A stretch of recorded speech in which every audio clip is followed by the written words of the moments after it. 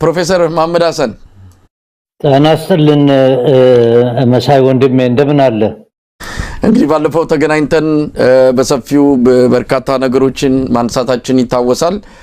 ያው የኢትዮጵያ ጉዳይ ቶሎ እንድንገናኝ ያደረገን ነው።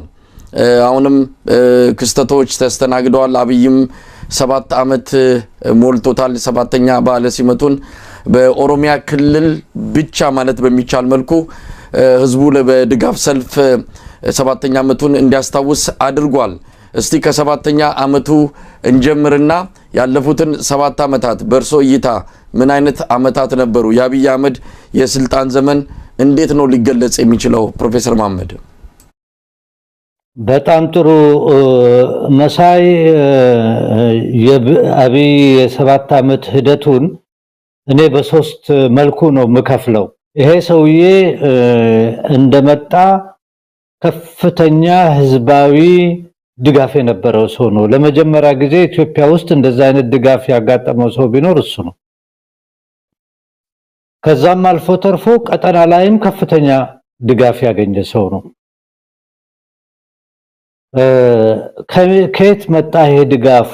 ለምንድነው ይሄንን ድጋፍ ሊያገኘው የቻለው የሚለውን ስንመረምር በአንድ ደረጃ ኢትዮጵያ ውስጥ የነበረው ስርዓት አብዛኛውን ኢትዮጵያኖችን ጠርዝ ላይ ያደረሰ የተማረረበትና የሰለቸበት ሁኔታ ላይ ስለደረሰ ከዛ ጋር ተያይዞ ደግሞ 4 ዓመት አመጽ የተካሄደበት ሀገር ስርዓቱ ደግሞ እንደ ድሮ መግዛት የማይችልበት ቦታ ይገርማል። እኔ በ2016 አስመራ ነበርኩኝ። 2014 አላ 2016 ላይ አንድ ትንሽ ራዲዮ ነበረችኝና የኤርትራ ራዲዮ ድምጽ አፋሽ የአማርኛ ፕሮግራም ስከፍት 2014 ላይ ማለት ነው። ራዲዮ በኒውስ ላይ ምን ይላል? ግንጭ የሚባል ቦታ ላይ ሰላማዊ ሰልፍ ተካሄዷል 2014። በጣም መጀመሪያ ትኩረትም አልሰጠሁም። ግንጭ የምትባለውን ቦታ እኔ አውቀዋለሁ። አንድ የአባቴ ጓደኛ የነበረ ግሪክ ሰው እዛ ዳቦና ኬክ ምናምን ይሸጥ ነበርና እዛ ሄደን አንዳንድ ጊዜ ከአባቴ ጋር ይጋብዘን ነበር ወላጅ አባቴ። ገረመኝና ትንሽ ከተማ ነች፣ ከአዲስ አበባ ትንሽ ወጣ ያለች ነች። ግንጭ እንኳን ምናልባት እንግዲህ አገራዊ አመጽ ሊሆን አይችልም ብዬ ተውኩት። አላ ከ3 ቀን በኋላ ደሴም ራዲዮ እንደገና ስከፈት ከግንጭ ተላልፎ ይላል አምቦ ላይ ሰላማዊ ሰልፍ ተካሄዷል። አይ ይሄ ሀገር ወደ ለውጥ እየሄደ ነው የሚል ግምገማ ገባሁኝ። አላ የተረዳሁት ምንድነው? ስርዓቱ እንደ ድሮ መኖር እንደማይችል ህዝቡ ደግሞ እንደ ድሮ መኖር እንዳልፈቀደ ነው የተገነዘብኩት። ስርዓቱ እንደ ድሮ መኖር ካልቻለ እያስፈራራ መግዛት ካልቻለ ኤርሊ ሲስተሙ እየተበላሸ ነው። ከመሬት የሚመጣለት መሬት ላይ የመጀመሪያ ኢንፎርሜሽን ለስርዓቱ የሚያቀርበው ፖሊስ ነው። አብዛኛው ፖሊስ ደግሞ የቀየ ልጆች ናቸው። ይሄንን መቆጣጠር ካልቻለ ኢንፎርሜሽን ከላይ ከታች ወደ ላይ የማይመጣበት ከሆነ ህዝቡ እንደ ድሮ መገዛት የማይፈልግበት ቦታ ደርሰዋል። ስርዓቱ ደግሞ እንደ ድሮ መግዛት የማይችልበት ጠርዝ ላይ ደርሷል ማለት ነው በሚል ቁጭ ብዬ አንድ ትንሽ ፓምፍሌት መጽሐፍ ጽፌያለሁ። ኢትዮጵያ ከዴት ወዴት የሚል በ2016 ላይ በፈረንሳይኛ ወጥቷል መጽሐፉ። አገሪቷ መስቀለኛ መንገድ ላይ ነች። ይሄ ስርዓት ይወድቃል፣ አዲስ ወይ የዲሞክራሲ ወይንም ደግሞ ዝም ብሎ አንድ ጭንቅላት የሌላቸው ግሩፖች ይዙና አገሪቷንም ትልቅ ጣጣ ላይ ሊጥሉ ይችላሉ። ኢትዮጵያ አት ክሮስ ሮድ ነው የሚለው መጽሐፉ። ከሁለት በኋላ በ2016 እንደወጣ አመጹም ተቀጣጥሎ ቀጠለና 2018 ለውጡ መጣ። ዶክተር አብይ ጸጋኛ ሆኖ አዲስ እድል አጋጥሞት ጠቅላይ ሚኒስትር ሆኖ ወጣ።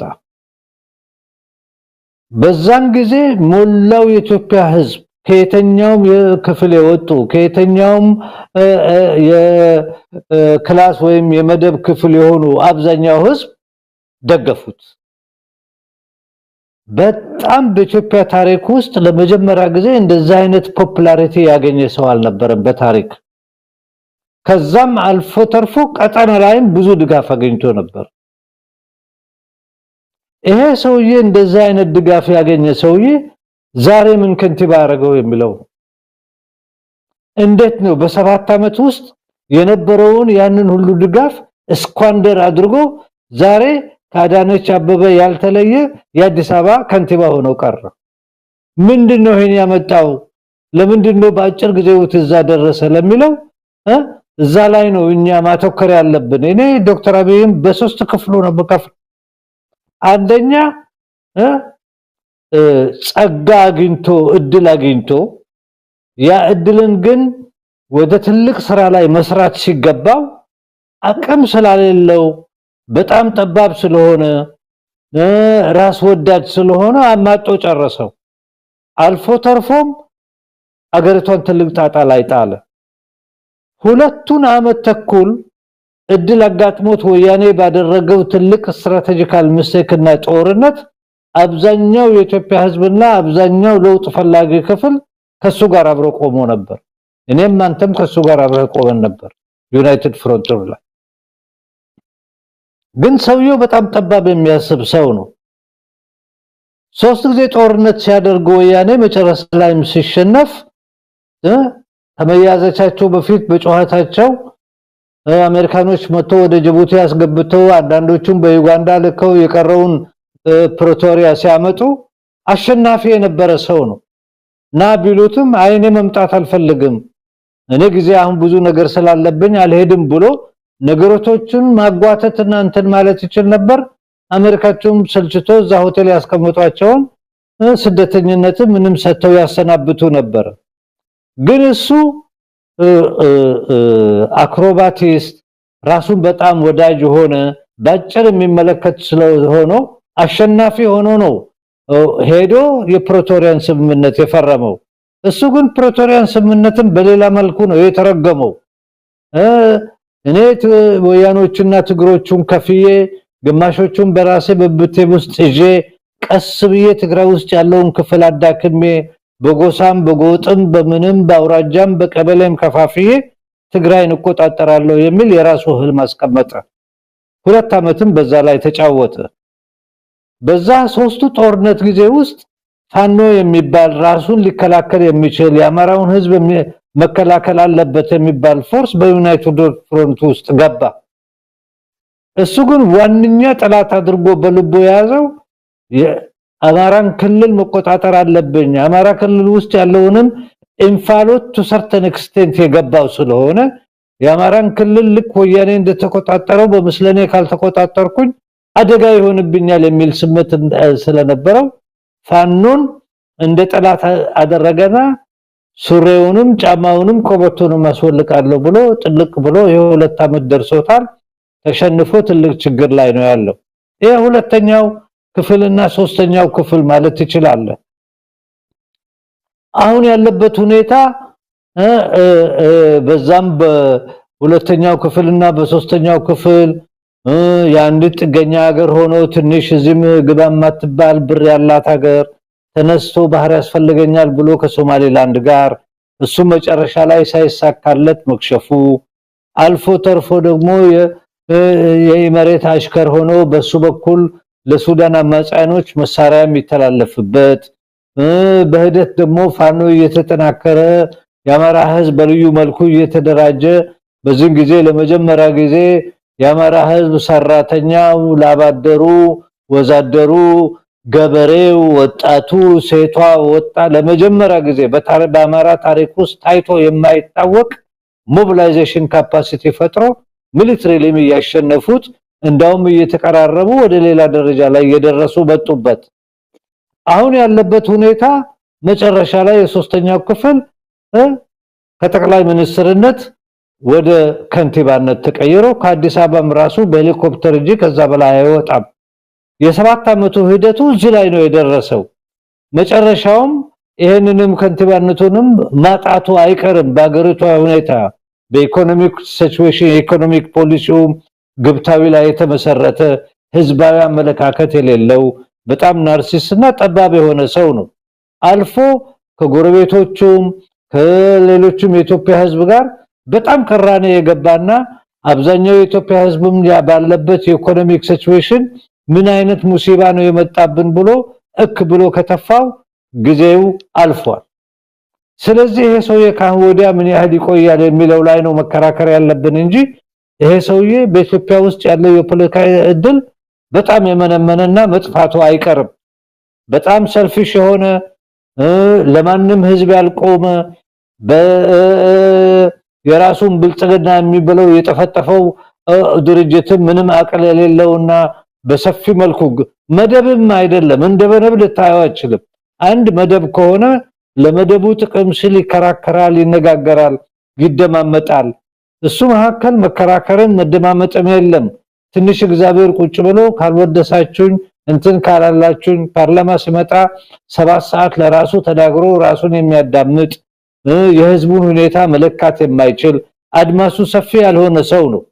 አሁን መጨረሻ ላይ ጥርዝ ላይ የደረሰ ስርዓት ነው። መውደቁም አይቀርም መሳይ ወንድሜ።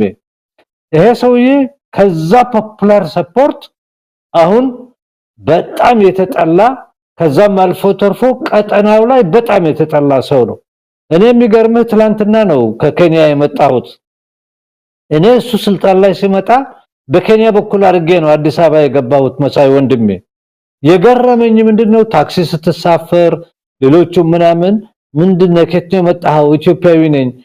በጣም ጥሩ ለውጥ መጥቶላችኋል፣ ኢትዮጵያ ትረጋጋለች፣ አዲስ ሰው መጥቶላችኋል ብሎ ያላወደሰው ኬንያዊ እንኳን አልነበረም።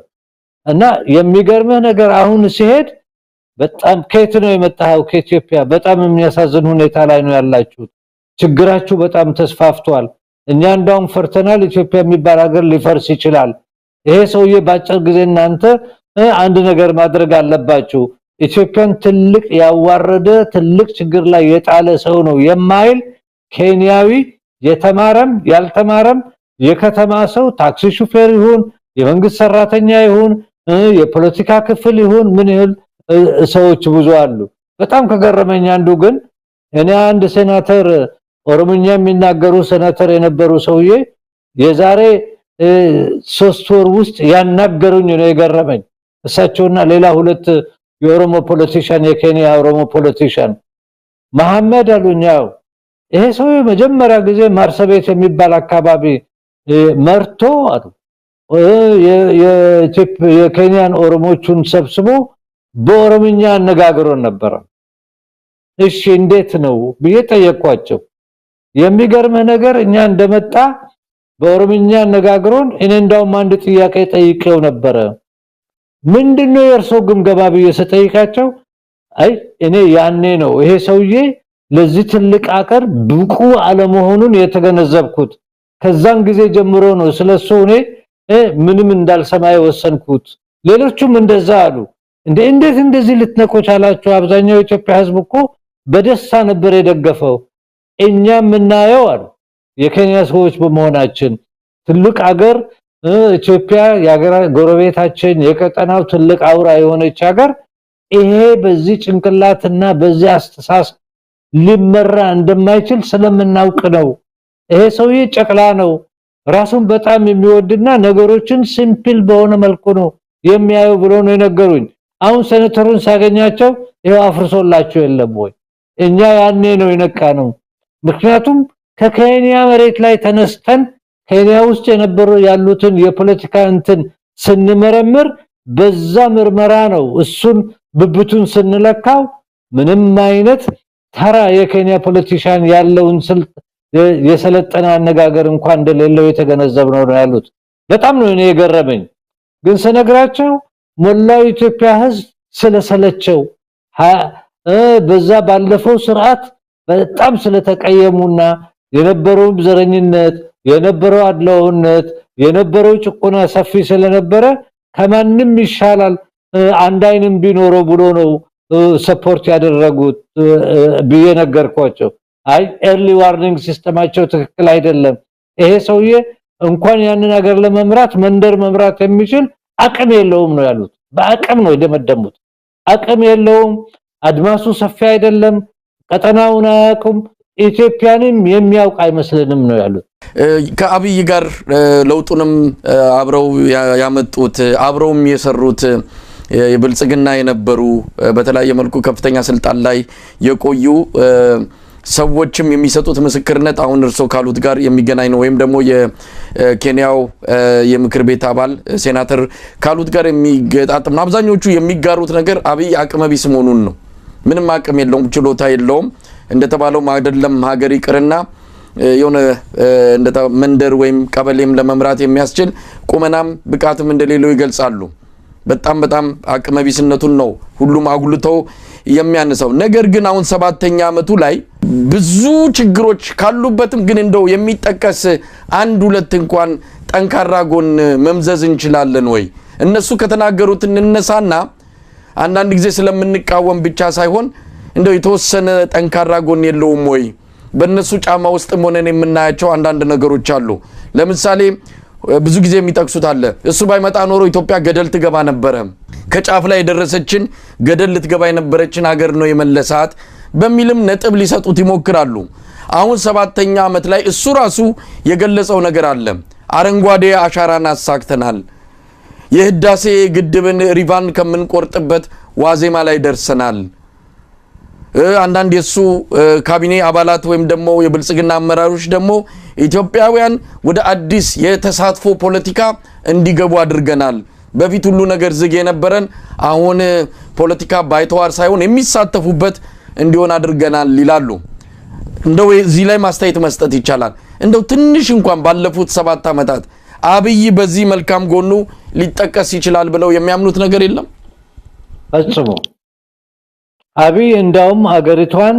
ትልቅ አደጋ ላይ ያደረሰ ሰው ነው የነበራትን እድል ሎተሪ ነበር አገሪቷ ያደረሳት አብይ ባይኖር ኢትዮጵያ ትፈርሳለች የሚል አመለካከት ደካማ አመለካከት ነው አብይ በሌሎች ኢትዮጵያኖችም ወይንም ኢትዮጵያ በሌላ ብልህ የሆኑ አድማሳቸው ሰፊ የሆኑ ሰዎች እጅ ላይ ብትወድቅ ኖሮ ያለፈው 7 አመት ሳይቃጠል ኢትዮጵያ ጥሩ ደረጃ ላይ ትደርስ ነበር ከጎረቤቶቿ ጋርም ጥሩ ዝምድና ፈጥራ ቀጠናዊ አመለካከት ፈጥራ እንዳውም የኢኮኖሚክ እርምጃዋ ሰፊ ይሆን ነበር ኢትዮጵያ ደሃ ሀገር አይደለችም የደሃ ህዝቦች ሀገር ነች ይሄ ሰውዬ በጣም ጠባብ ነው ከዚህ ጠባብነቱን የምታየው ምንድነው ትንሽ የምትባል ሀገር ትንሽ ከረጢቷ ውስጥ ብር ያላት ሀገር ኤሚሬትስ ነው እንደ እንዝርት የምታሽከረክረው በሱ በኩል ነው ሱዳን ውስጥ የሚካሄደውን ጦርነት መሳሪያ ሲተላለፍ የነበረው በሱና በቻድ በኩል አሁን ኦፍ ኮርስ የሱዳን መንግስትና እንትን አሸንፎስ ካርቱንን ነፃ አውጥቶ ወደ ታች እየገሰገሰ ነው ኤሚሬትም ተሸንፋለች ከጊዜ በኋላም እሱንም መተዋ እርግፍ አርጋ መተዋ አትቀርም በጣም ኦፖርቹኒስቶች ስለሆኑ ባጭር መልክ የሚያስቡ ገንዘባቸውን ቶሎ ማግኘትና የሰው ወርቅ ለመዝረፍ የተዘጋጁ ክፍሎች ስለሆኑ መንገድ ላይ ጥሎት ይሄዳሉ ስለዚህ ይሄ ሰውዬ አንደኛ በኦሮሚያም ቢሆን ኦሮሚያን አፍርሶ ትልቅ ጦርነት አካሂዶ አሁን እኮ እንደሚነገረው እውነቱን ውሸት አላቀም 100,000 የኦሮሞ ፖለቲከኛ እስረኛ አለ እዛ በኦሮሚያ ውስጥ is a killing field ነው የሆነው ኦሮሚያ በኢኮኖሚ እኮ ፈራርሳለች መሳይ ወንድሜ ምንም ነገር ኑሮ እኮ የለም ዘረፋ ብጥብጥ እስር ግድያ ነው ያለው ምንም አይነት killing field ነው ያለው ሁለተኛ በሁለት አመት ውስጥ ሁለት አመት በልሞላ ጊዜ ውስጥ ፋኖ የደረሰበትን ትግልና ምን ያህል የሚሊተሪ ካፓሲቲ ዲቨሎፕ እንዳደረገ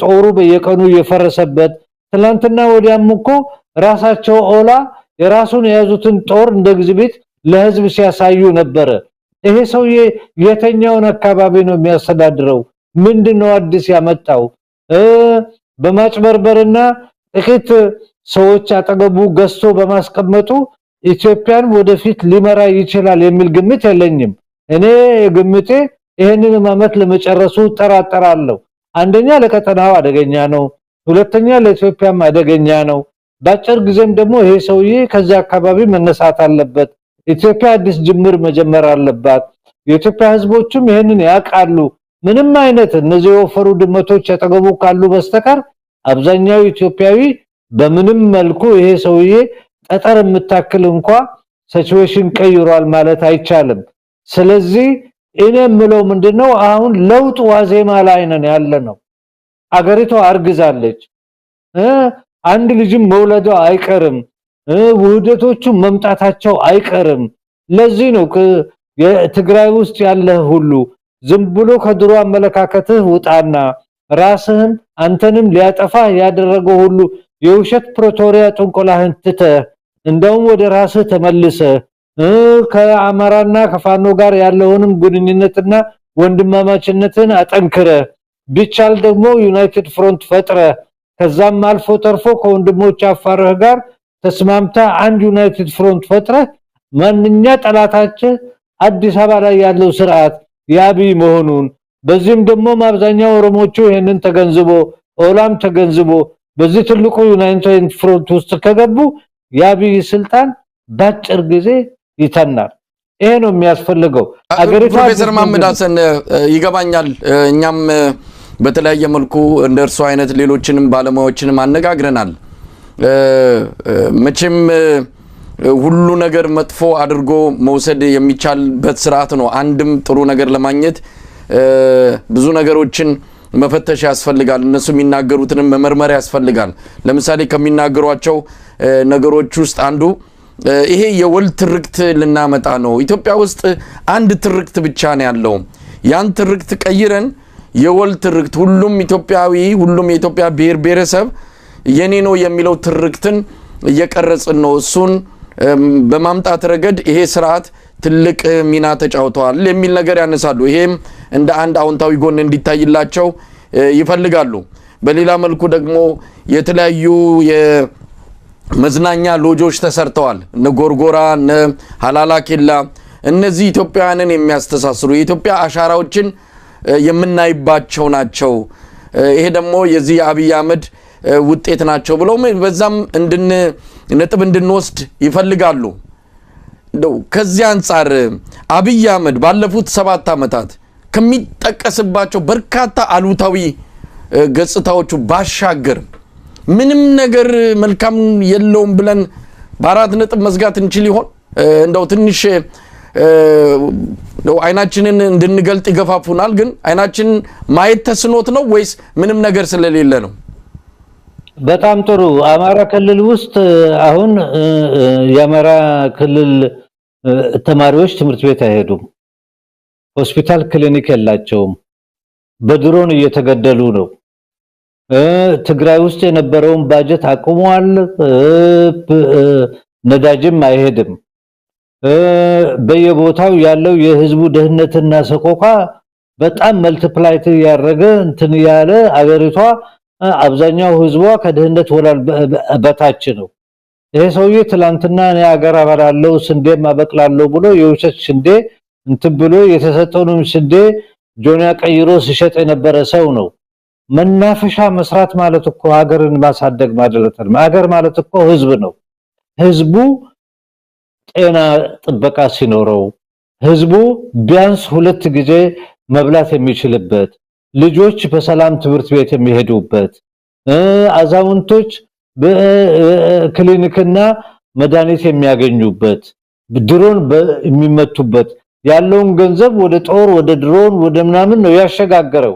በምን መልኩ ነው እሱ ሁለተኛውን ትልቁ ክልል የአማራን ክልል አሁን ከጫወታ አውጥቶ በትልቅ ጦርነት ውስጥ አስገብቶ አብዛኛው የአማራ ህዝብ ለትልቅ ችግር ላይ ጥሎ ትልቅ ክፍል ነው ትልቅ ክልል ነው። ኦሮሚያ ውስጥም ያለው ግድያ፣ ዘረፋ ቤቱ ይቁጠረው። ብዙ ኦሮሞች ታስረዋል እዛ ሀገር ውስጥ እንደፈለገ ነው እንትን የሚለው። ሌላ አካባቢ ምንም የሰራው ነገር የለም። በምንድነው ይሄን መለካው? ምንድነው ይሄንን እኛ ይሄንን ሰው የምንለካው? ትንሽ ብልጭልጮች በየቦታ ስላስቀመጠ ነው። አሁን ሐላላ አስቀመጥኩ የሚለው የተኛው ኢትዮጵያዊ ነው ቱሪዝም እዛ የሚሄደው ጥቂት ከወፈሩ ድመቶች በስተቀር? እኔ ኢትዮጵያ ተሻለች የምለው አብዛኛው ኢትዮጵያዊ 2 ጊዜ መብላት ሲችል፣ ኤሌክትሪሲቲ ማግኘት ሲችል፣ ክሊኒክ ማግኘት ሲችል፣ ባልቶቻችንና ሽማግሌዎቻችን መድኃኒት ቅርቦት ማግኘት የሚችሉበት በቀያቸው በሰላም የሚኖሩበት ሲሆን ይሄንን ፕላስ ልንለው እንችላለን። ለአብዛኛው ህዝብ ውሃ ማቅረብ ሲችል፣ ለአብዛኛው ከብዙ በሽታዎች የሚያደንበት መንገድ ሲኖር ወጣቶቻችን እንደፈለጉ ስራ የሚያገኙበት ምንም እንኳን ደሞዛም ቀጨጨች ብትሆንም ትንፋሽ የሚተነፍሱበት ሰርቶ የሚመለሱበት ነገር ቢገኝ ጥሩ ነበር። ኦሮሚያ ውስጥ ሰው መራመድ አይችልም። ሰው ይታፈናል፣ ይታሰራል። ባንክ ውስጥ ንብረት ያስቀመጡ ሰዎች ከሄዱ ይታፈኑና በትብብር ባንክ ውስጥ ያካውንት ላይ ገንዘብ አለ እየተብሎ እየታፈነ ምናምን የሚልበት ነው። በምን መለኪያ ነው ይሄን ሰውዬ አንዲት እርምጃ አገሪቷን ወደፊት አደረገ የምንለው? ሁለተኛ ከጎረቤት አገሮች ጋር ያለው ሪሌሽንሺፑ በግጭት ላይ የተመሰረተ ምናምን ላይ የተመሰረተ የውሸት ህዝብ ማሰባሰቢያ ስሎጋን እየፈጠረ ያለ ሰው ነው። ይሄ ሰውዬ እኮ በ7 አመት ውስጥ ሁሉንም አማጦ ኢትዮጵያንም ትልቅ ችግር ላይ የጣለ ሰው ነው። ስለዚህ በእኔ እይታ የሱ የብልጽግና የወፋፈሩ ሰዎች የሚያወሩትን ወደዛ ተተን የኢትዮጵያ ህዝብ ኦብጀክቲቭ ኮንዲሽኑ ኑሮ ቁልቁል ነው የወረደው እንጂ እሱ ስልጣን በነበረበት ጊዜ እና በመጣበት ጊዜ የነበረበት ሁኔታ ይሻላል። ይሄ ማለት ወያኔ ይሻላል ማለት አይደለም።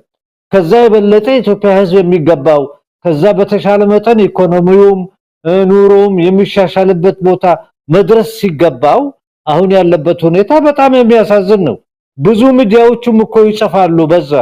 የሚገርም ነገር እዚህ አውሮፓውያን ዩኒየን ላይ ባደረጉት ንግግር ኢትዮጵያን ከራሷ ማዳን አለባት። ይሄ ማለት ምንድነው? አንድ ሰው ተነስቶ ራሴን አጠፋለሁ የሚል ሲቹዌሽን ላይ ሲደርስ በተቻለ መጠን እንዳያጠፋ ነርቮቹም እንዳይበላሹበት መድኃኒት ሰጣ አረጋግተ አባብለህ ምን ብለህ የምታስተኛበት መንገድ እንደዚህ አይነት ራፒድ ፎርሶች አሏቸው ሆስፒታሎቹ። ኢትዮጵያ እኮ አሁን ኮማ ከመግባቷ ምንም የቀረባት ሲቹዌሽን የለም። አብዛኛው ህዝብ በጣም ነው የሚሰደደው። ኬንያ ስትሄድ አብዛኛው ወጣት እየተሰደደ ነው ያለው፣ ችግር ላይ ነው ያለው። ዩጋንዳ ስትሄድ መታያቸው ኢትዮጵያኖች ትልቅ ስቃይ ላይ ነው ያሉት። ምንም አይነት አንድ ለመመለስም የሚፈልግ የለም። አገሪቱ መነገድ አልቻልንም። አንድ የጎሚጋፋ ሰው ያግኝቻቸው እኔ ከተውኩኝ አገሬ ወደ ኦልሞስት 4 አመቴ ነው አልሜትም አላቅም። እዚህ ትንሽ ሰርቼ ሙዝ ነው የሚሸጡት መንገድ ላይ ሙዝን ሸጥቼ በሰላም ነው መተኛው ያለው። እኔ አገሬ ውስጥም እኮ ሙዝ ማፈራ የነበርኩ ሰው ነኝ። ኑሮ ከዚህ በተሻለ ነው። የአገሬን ቋንቋ እየተናገርኩ የአገሬን ባህል እየተናገርኩ ግን አሁን በተከለለ በትልቅ ችግር ላይ ነው ያለነው ነው የሚሉት። ይሄ የአብዛኛው የኢትዮጵያኖች አነጋገር ነው፣ ውጭም ያለው ውስጥም ያለው። ስለዚህ እኔ ምንም ክሬዲት ልሰጠው አልችልም። እንዳውም ኢትዮጵያኖች በተቻለ መጠን ውህደታቸውን እየፈጠሩ መሄድ አለባቸው። ከዚህ ሰቆቃ ሊወጡት የሚችሉት ይሄንንም ስርዓት መጣል ስለሚችሉ ጥሎም አዲስ ሽግግር መንግስት ተዘጋጅተው አዲስ ቤት በአዲስ መልኩ መመስረት ይችላሉ ብዬ ስለማምን ነው። እንግዲህ ፕሮፌሰር መሐመድ ሐሰን 7ኛ ዓመት ባለ ሲመቱን አስመልክቶ የተደረጉት የድጋፍ ሰልፎች አብዛኞቹ በኦሮሚያ ክልል የተካሄዱ ናቸው። ለምንድን ነው በኦሮሚያ ክልል ብቻ የተካሄደው? ለውጡ በአገር አቀፍ ደረጃ የተከናወነ ከሆነ ለውጥ የሚሉት ነገር አሻሚ ነው። እነሱ ለውጥ ይላሉ፣ እኛ ደግሞ ነውጥ ብለን ነው የምንገልጸው። ኢትዮጵያ ወደ ነውጥና ቁም ስቅሏን ያየችበት ዘመን ስለሆነ ለውጥ የሚባለው ነገር በሁለት መልኩ ሊገለጽ ይችላል። አዎንታዊ ለውጥ እና አሉታዊ ለውጥ አለ። ይሄ አሉታዊ ለውጥ ነው፣ ኢትዮጵያ ከፍተኛ ችግር ውስጥ የገባችበት ነው ብለን ነው ምናምነው። እነሱ ደግሞ መልካም ነገር ያየንበት ነው አሉ። ይሁን መልካም ነገር የታየበት ከሆነ ለምን በኦሮሚያ ብቻ ሆነ? ከዚህ ጀርባ ምንድነው ያለው? አብይ አህመድ መነቀምት ሄዶ ይሄ የናንተ ስርዓት ነው፣ ይሄንን መንግስት የማትደግፉ ከሆነ ወደ ባርነት ተመልሳችሁ ትገባላችሁ ብሏል። ሽመልስ አብዲሳ አሁን ሰሞኑን ባወጣው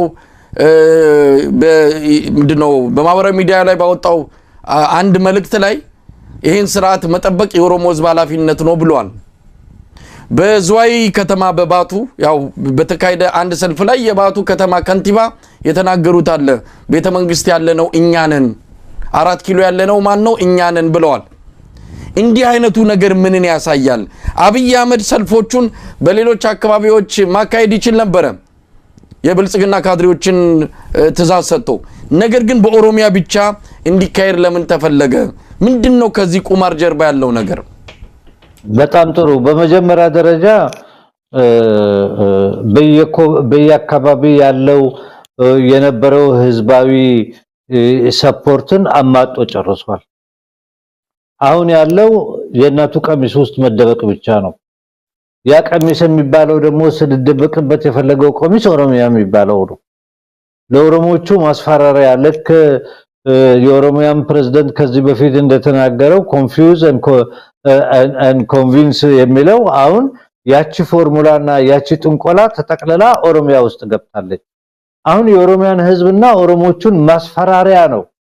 እኔ ከሌለሁኝ ትጠፋላችሁ፣ ወደ ባሪያነት ትመለሳላችሁ፣ እኔ ከሌለሁኝ ስልጣኑ የናንተ ነው፣ በኦሮሞ ስም ነው ስልጣኑን ያስቆላቸው፣ እኔ ከወጣሁኝ ወደ ቀድሞ የባሪያነት ቀንበር ትመለሳላችሁ ብሎ ማስፈራሪያ ነው የሚያደርገው ያለው።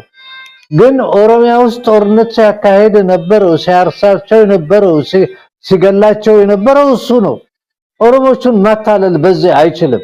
አሁን የተመለሰው ኦሮሞቹን እንደገና እንዲደግፉኝ። ኦሮሞ ሰው ነው እኮ እንደኔና እንዳንተ ሞኝ አይደለም። በ7 ዓመት ውስጥ የመጀመሪያ እንዳውም እስረኛ የነበረው ልክ እንደመጣ እስር ቤቱን ሁሉ ከፍቻለሁ የፖለቲካ እስረኛ የለኝም ብሎ ጥቂት 1 ዓመት ባልሞላ ጊዜ ውስጥ 5800 ኦሮሞ እስረኛ ነው የከተተው። ይሄ ራሱ ብዙ ኦሮሞች ናቸው የነገሩኝ። እና አሁን ብዙ ኦሮሞ የፖለቲካ እስረኛ አለ። አሁን እነሱ ጋር ይሄ ነው የተሸነፈ ኃይል ሁሉ ጊዜ የናቱ ቀሚስ ውስጥ ለመደበቅ ይሞክራል። ወያኔም በአንድ ጊዜ እኮ ሞክሯል። የትግራይን ህዝብን ቀስቅሶ የትግሬ ስርዓት ነው ያሉ ሊነጥቁ ነው አንተን ሊጮቁኑ ነው ምናምን ብሎ ያላደረገው ዲስኮር አልነበረም። ኤክስፒሪየንሱም እኮ ነበረን በዛ። ስለዚህ ሊሞት የደረሰ አይጥ የምታደርገው ፊሽካ ነው። ሁሉም ተነስቶብሃል፣ አንተ ኦሮሞ ስለሆን ስልጣኑን ስለያዝን ሊቀሙ ነው፣ 4 ኪሎ የኛ ነው ኬኛ እያሉ በፈለገውን ቢዘፍን ያለውን ታሪካዊ ሂደት መቀልበስ አይችልም። ይሄ ስርዓት መውደቁ አይቀርም። ሞላው የኦሮሞ ህዝብም ይሄንን የሚገነዘብ ይመስለኛል። ስለዚህ የመዳከሙና የመጥፊያው ጊዜ መድረሱን ብታየው እንደዚህ አይነት ዘፈኖች ሲያዘፍኑ ነው። ይሄ ደግሞ የሚያሳይ ትላንትና እኛ 4 ኪሎ ላይ ያዝነው ስልጣን የሰፊው ህዝብ ወይንም ትልቅ ስልጣን ነው፣ ማንም ሊያንገዳግደን አይችልም ብሎ ሲፈክሩ የነበሩት ሊነጥቁ ነው፣ ከ4 ኪሎ ሊያባረሩን ነው፣ እኛን ከ4 ኪሎ ካባረሩን አንተን እንዳባረራችሁ ነው። አሁን እነሱ የሚሉት እነዚህ ስልጣን ላይ ያሉት ክፍሎች እኛ ልንሞት ነው፣ አንተ ካልተነሳህልን፣ አንተ ዘበኛ ካልሆንልን፣ አንተ ባንተ ስም ነው እኛ የምናገሳው፣ ባንተ ስም ነው እኛ የምንበላው፣ አንተ ግን በእኛ በመናገሳው ጠግበሃል። ኦሮሚያ ውስጥ የፈጀቱን ህዝብ ቁጥር ረስተው እንደዚህ አይነት ስፒቾች ሲያደርጉ መለኪያ መሆን አለበት። ጉዳያቸው እንዳለቀ ነው የምታየው። ስለዚህ እኔ ምልህ ሁላችን ፋኖ ነን። ፋኖ ማለት ደግሞ አልጨቆንም ባይ ነው። ፋኖ ሲተረጎም በተለያዩ ቋንቋዎች አዲስ ሀገር እንፈልጋለን፣ ይሄ ስርዓት መገርሰስ አለበት፣ እዛ ሀገር ውስጥ አዲስ ዲሞክራቲክ ሆነ ህዝባዊ ሆነ ሁሉንም ህዝብ ያቀፈ ሁሉንም አብሮ አስተባብሮ የሚመራ አዲስ መንግስት ያስፈልገናል። ለዛም አፋፉ ላይ ነው የደረስነው። የአብይ አህመድ ስርዓት በአጭር ጊዜ እንደሚወድቅ እኔ ምንም ጥርጣሬ የለኝም። ሞላው የኢትዮጵያ ህዝብ ለሚያዳምጠኝ ሁሉ አምሹር በልባቸው እንደዛ አይነት ስሜት እንዳላቸው ይሄ ስርዓትም ያቀርተመለት መሆኑን ይገነዘባሉ። ስለዚህ ከሱ ጋር ያሉት የወፈሩ ድመቶች ላይ ኮንሰንትሬት ከማድረግ አሁን መገንባት ያለብን አሊያንሶች ምንድነው? ይሄንን ሰቆቃ ቶሎ ብለን ባጭር ምንፈታበት መንገድ ምንድነው ብለን ነው ማሰብ ያለብን። ለዚህ ነው አንተም አሁን ባለህበት ቦታ ሌሎችም ወንድሞቹ ኢትዮጵያኖች ለሚያዳምጡኝ ሞላው የትግራይ የፖለቲካ ክፍል ይሆን ሁሉ ከዚህ በፊት በተለያየ አመለካከቶችና በተዳከመ አመለካከቶች ትልቅ ጥፋት ሰርታችሁ ትልቅ ጉዳት ላይ ወድቃችኋል። ሁለተኛ የውሸት ይሄ የጥንቆላ ፕሪቶሪያ ስምምነት ተሰርተውላችሁ መስሏችሁ ፕሪቶሪያ እንትን ማለት አለበት ሲባል ፕሪቶሪያ እናንተን ሊበታትን፣ እናንተን በጎሳ የሚከፋፍል፣ እናንተን በቀይ የሚከፋፍል፣ እናንተን በአውራጃ የሚከፋፍል ሲቹዌሽን ላይ እንደወደቃችሁ እናንተም ራሳችሁ ታውቃላችሁ። መልሶ ከናንተ ሰዎች ገዝቶ ብልጽግና ውስጥ አስገብቶ መልሶ እናንተን እንደማንኛውም ሌላ ክልሎች ተቆጣጥሮ ድራሻችሁን ሊያጠፋ እንደሚፈልግ የተገነዘባችሁ ይመስለኛል። ስለዚህ በመጀመሪያ ደረጃ ንባባችሁን አስተካክሉ። ሞላው የአማራ ህዝብ እናንተ ጠላት አይደለም። አማራ ህዝብ የሚታገለው ለራሱ መብት ነው። አንተም ለራስ መብት የምትታገል ከሆነ ከወንድሞች አማሮቹ ጋር በአዲስ ቻፕተር በአዲስ እንትን ሰነድ ላይ ተነጋግረህ ዩናይትድ ፍሮንት ማድረግ አለብህ። ኦላም ኦሮሚያ ውስጥ የምትታገለው በአዲስ ሰነድ አማራ ያንተ ጠላት አይደለም፣ አንተም የአማራ ጠላት አይደለም። እዛ ሀገር ውስጥ አዲስ ዩናይትድ ፍሮንት ተፈጥሮ ይሄ ቀጫጫ የሆነ ናርሲስት የሆነ ሞላው ኢትዮጵያን ችግር ላይ የጣለውን ክፍል አብረን መጣል አለብን ብዬ እኔ አፒል ከማደርገው አንዱ ነው። እኔ አሁን ኬንያ በነበርኩበት ጊዜ ብዙ ሰዎች ሌክቸር አድርግ ያለው ብዙ ሶማሌዎች ጋብዞኛል። የኬንያ ሶማሌዎች፣ የኢትዮጵያ ሶማሌዎች፣ የሶማሊያ ሶማሌዎች ፋኖ ምንድነው ብለው ጠየቁኝ። ፋኖ ማለት አልገዛም ነው የሚለው፣ ባገሬ በነፃ መኖር ፈልጋለሁ ነው የሚለው። ይሄማ ትክክል ነው አሉ። እኛ ፋኖ የሚባለውን ትርጉም ስላልገባን ነው። አሁን እንደናኑ ያሉ ሰዎች የተለያዩ ቋንቋ የሚናገሩ ሰዎች የፋኖን ትርጉምና ትግል ለሞላው ሌላው ኢትዮጵያዊ የተለያዩ ቋንቋ ለሚናገረው እነሱ በሚገባቸው መቀጥ ማቅረብ ፋኖም ላለፉት በዛ አካባቢ ለሚገኙት ወንድሞቻቸውንም ፐብሊክ ዲፕሎማሲ አድርጎ አዲስ አይነት ሪሌሽን መፍጠር ሞላው የትግራይ ህዝብም ካለፉት ስህተቶች ወጥተው አዲስ አመለካከት አፍልቀው ከፋኖ ጋርም ከቀጠናውም ጋርም ተስማምተው ትግላቸውንና ይሄንን ስርዓት ማፍረስ አለባቸው። እንደዛ መቀጠል አይችሉም። እንደዛ በሰቆቃ መቀጠል አይችሉም። አዲስ ቻፕተር ያስፈልገናል። እኛ ስለዚህ ሰውዬ ቀጫጫ የሆነ ናርሲስት የሆነ ሰውዬ ስለሱ ያወራን ጊዜያችን መቀጠል የለብንም። ኢትዮጵያ አዲስ መንገድ መጀመር አለባት። ኢትዮጵያ ውስጥ ትግሎች እየተካሄዱ ነው ያሉት። እነዚህ ትግሎች በአንድ ጊዜ የተለያዩ ወንዞች አንድ ላይ አዳምረን ወደ ጎርፍ መቀየር አለብን። ይሄ ሰውዬ 8ኛውን አመት አይደርስም። ወንድሜ መሳይ ወደዛ ለመጣ ነው የሚቀጥለው ጥያቄ። እንደውም በቀጥታ አንደርድረውኛል ፕሮፌሰር መሐመድ ሐሰን 8ኛ አመቱ ላለመምጣቱ ምን ዋስትና አለንም? እንደተባለው አሁን ትግሎች በየፊናቸው ነው እየፈሰሱ ያሉት፣ በየፊናቸው ነው እየተካሄዱ ያሉት። ይሄንን ትግል ወደ አንድ ቋት ውስጥ አስገብቶ ብዙ ነገሮች ሊያስፈልጉ ይችላሉ። ብዙ ንግግሮች፣ ብዙ ውይይቶች ያስፈልጋሉ። ምክንያቱም ሁሉም የየራሱ የሆነ ብሶት ነው ያለው። ከየራሱ አጥር ተነስቶ ነው ትግሉን እያካሄደ ያለውና ያንን ሰብሰብ አድርጎ ይሄንን አገዛዝ ለመጋፈጥና ለመፋለም ገና ብዙ የሚቀር ነገር እንዳለን የተረዳ ነው። ምዕራባውያን መንግስታትም አብይ አህመድን አይደግፉትም። እንደው እንደ ምርጫቸው እንደ ፍላጎታቸው ቢሆን ዛሬውኑ ከስልጣን ወርዶ በሌላ ኃይል ቢተካ የነሱ ቁጥር አንድ ምርጫ እንደሚሆን እናውቃለን። ግን በማን ይተኩት? እዛ አካባቢ መንግስት አልባ ሆኖ ሌላ ቀውስ ከሚፈጠር ወይ የሚተካው ኃይል ወደፊት መምጣት አለበት ተባብሮ፣ አሊያም እያነከሰም ቢሆን እንደው የጎሸሙትም ቢሆን እሱ እንዲቆይ ነው የሚያደርጉት። አሁን አብይ አህመድ 8ኛ አመቱን እንዳያከብር ምን እድል አለ? ምን የሚታይ ነገር አለ? አዎ ፋኖ ትግል እያደረገ ነው። የኦሮሞ ነጻነት ሰራዊትም በራሱ ትግል እያደረገ ነው። ግን የተቀናጀ ነገር የለም፣ ገፍቶ የመጣ ነገር የለም የሚል ነገር አለና እስቲ ከዚህ አንፃር ምን እድል አለ? አብይ አህመድ ነገ ፋኖ ባይመጣም ኦላም ባይመጣም በራሱ ጊዜ ሊወድቅ ይችላል። ግን ማን ነው ነገ ኢትዮጵያን ይዞ እንደው ለተወሰነ ጊዜ እንኳን የሚያሻግራት ኃይል ተዘጋጅቷል የሚለው የኢትዮጵያውያንም ጥያቄ ነው፣ የዓለም አቀፉ ማህበረሰብም ጥያቄ ነው። እዚህ ላይ ምን ማለት ይቻላል?